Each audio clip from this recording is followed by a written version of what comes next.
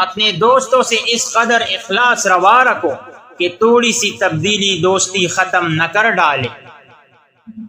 اگر تم خواتین کے مشوروں کے محتاج نہ بنو گے تو پوری زندگی مصائب سے بچے رہو گے۔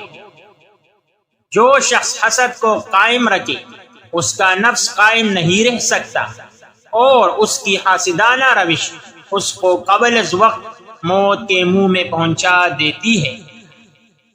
عقل مند وہ ہے جو میانہ روی کو اپنی زندگی کا شعار بنائے رکھے۔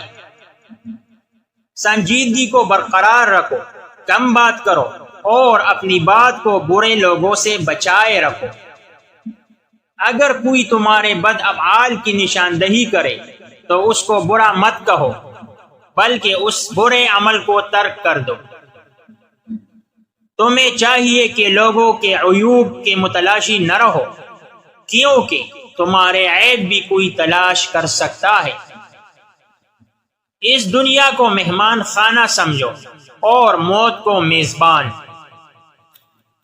اگر تمہیں بہت دولت مل جائے تو رب کا شکر کرو، اور چھین لی جائے تو ناشکری مت کرو۔ مخلوق کے فیصلوں میں انصاف برقرار رکھو۔ جو تمہیں گالیاں دے تم اس کو گالیاں مت دو، بلکہ حسن اخلاق سے اس کی اصلاح کرو۔